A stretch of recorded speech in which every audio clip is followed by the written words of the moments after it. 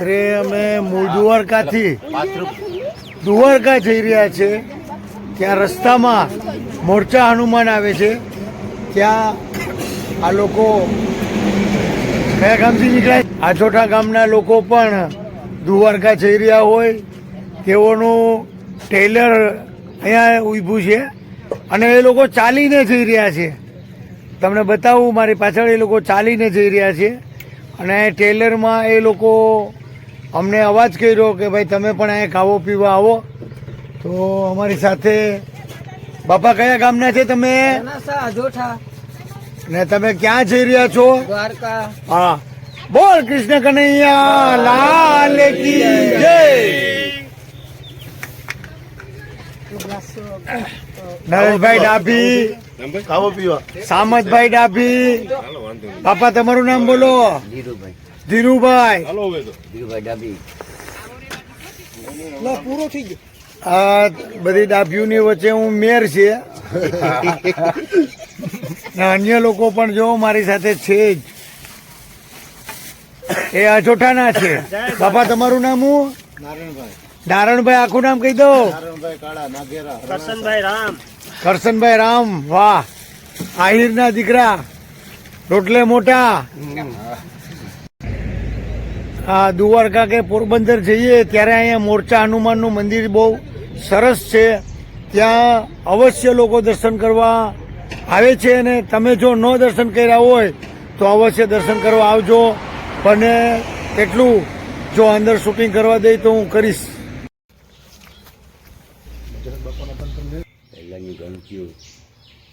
તો મિત્રો, અત્યારે અમે મોરચા હનુમાનના દર્શન કરી અને બહાર નીકળ્યા છે. હવે અમે પણ દ્વારકા જઈ રહ્યા છે. તો બોલ કૃષ્ણ કનૈયા લાલ કી જય.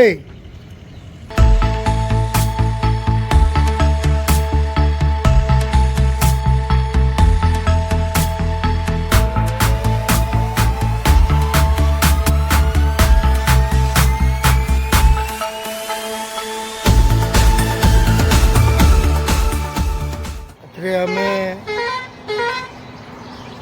નરવાઈ આઈમાના મંદિરે પહોંચી ગયા હોય.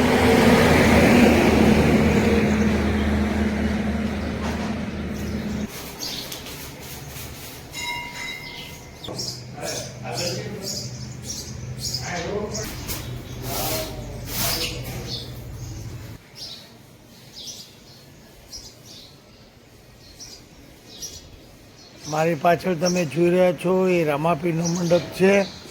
અને જુઓ, એમને એમ કોઈ જાતનો એને આધાર નથી. દોરી પણ એ એક થમને વીંટવામાં આવી છે, બાકી અધર જ છે.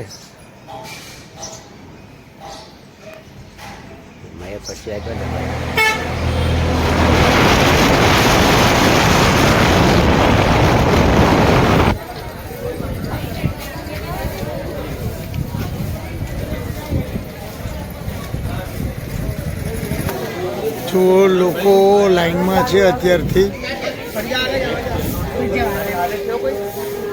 અત્યારે સવારના 9 વાગ્યા છે અને તમે જુઓ, હર્ષદ માતાના દર્શન કરવા માટે લોકો લાઈનમાં હોય.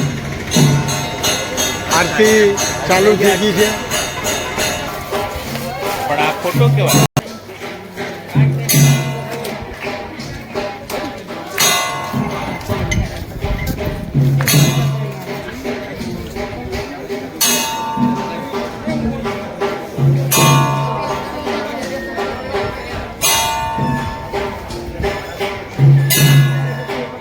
આપણે કાઢી નાખ્યું. ગોખમ ભરાઈ દેવો. ગોખમ ભરાઈ જાય હવે એ દામ કાઢી લઈએ છે.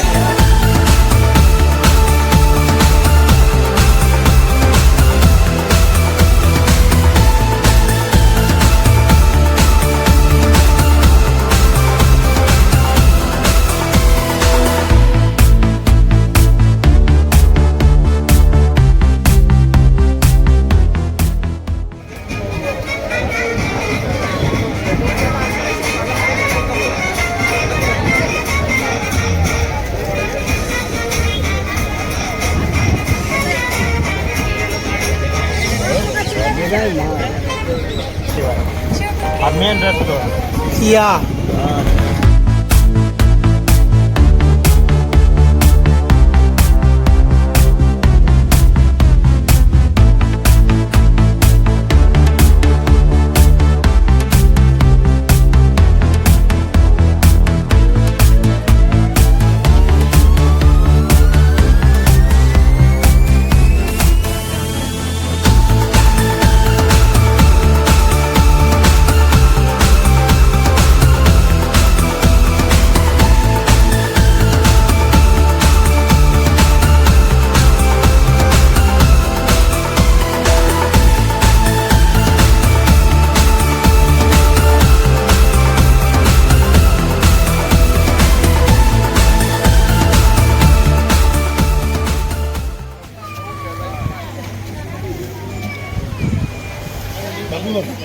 બરાબર અમે બધી ઉપલે બધી ફોટા લઈ લો ઘણામતના લપટેમ છે બોલો જય દ્વારકાધીશ બોલ કૃષ્ણ કનૈયા લાલ કી જય બની ગયા કહ્યું ભાઈ રામનભાઈ હાલો એ મંદિર બનતી ગયા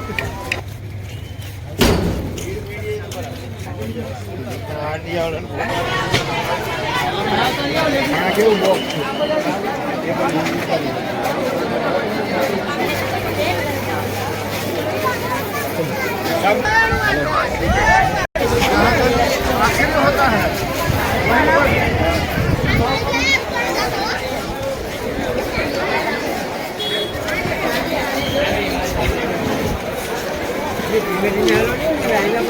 હાલો ને હા મંદિર ગયા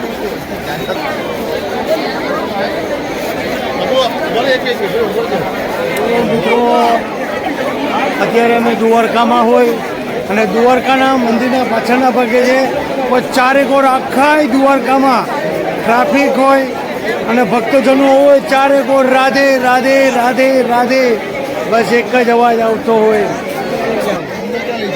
કે અવાજ યુટ્યુબ ચેનલ દ્વારકામાં હોય અને પ્રાર્થના સાથે એક વાત કરવાની હોય કે જે આપણા ભારત દેશના સુનિતા વિલિયમ્સ જે આકાશમાં હોય તેઓ વહેલા આવે એવી પણ અમે પ્રાર્થના કરીએ છીએ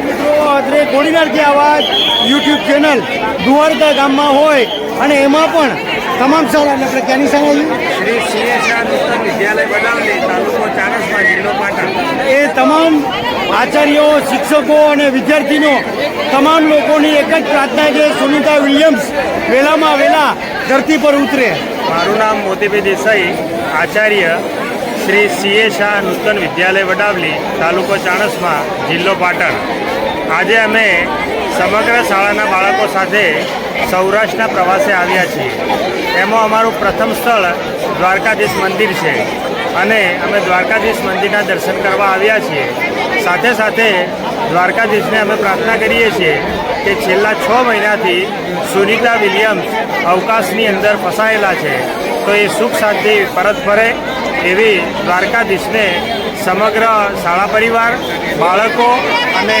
મંડળ પ્રાર્થના કરે અસ્તુ ભારત માતા કી જય બોલ કૃષ્ણ કનૈયા લાલ કી જય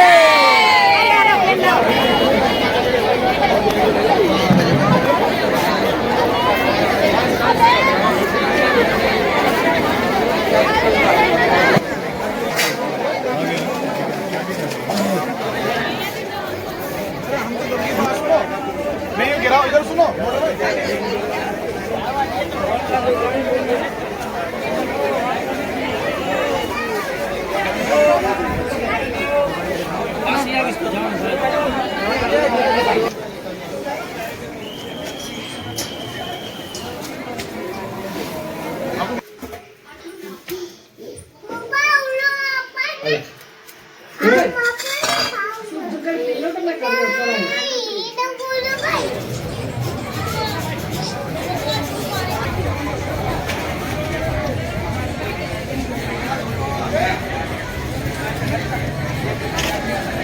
हाँ दर्शन हाथ ले रही है बाबा आटी की बाजू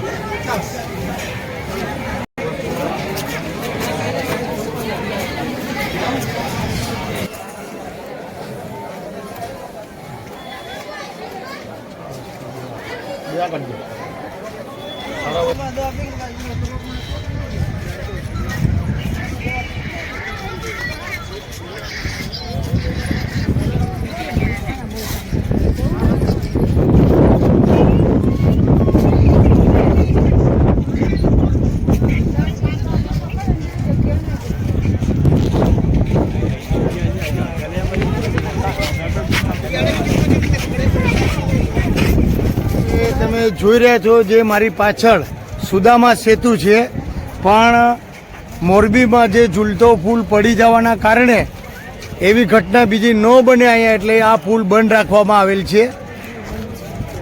બોલ કૃષ્ણ કનૈયા લાલ કી. આ મિત્રો દ્વારકાધીશના દર્શન તો કર્યા, પણ હવે રૂકમણીના દર્શન કરીએ. મિત્રો વાત કરતા મંદિર આશરે 5000 વર્ષ પહેલા ભગવાન દ્વારકાધીશના ચોથા વંશજો દ્વારા નિર્માણ કરવામાં આવ્યું હતું. આ અદ્ભુત કલા સ્થાપિત્ય કંટાળેલું આ મંદિર ભક્તો માટે વિશેષ સ્થાન ધરાવે છે. દ્વારકામાં દ્વારકાધીશના ચરણોમાં શીશ ઝુકાવવા આવતા શ્રદ્ધાળુઓ માતા રૂકમણીના દર્શન કરવા અચૂક પધારે છે. તો ચાલો રૂકમણીજીના દર્શન કરીએ. અમે રૂક્ષ્મણીજીના મંદિરે હોય અને ત્યાં પણ દધાજી ચડાવવાના હોય.